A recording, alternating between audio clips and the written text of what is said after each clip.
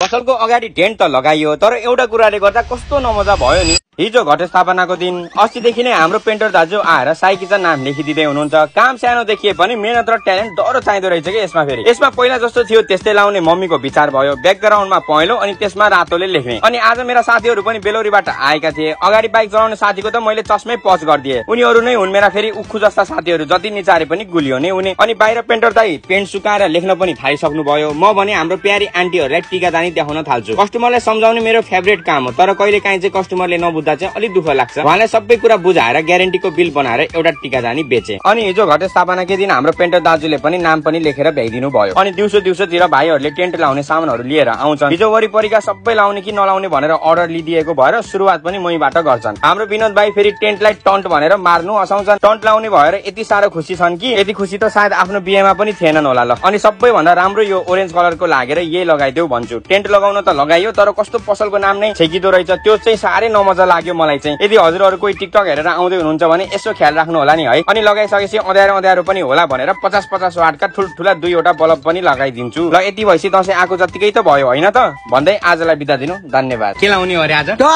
के लाउने हो भन्न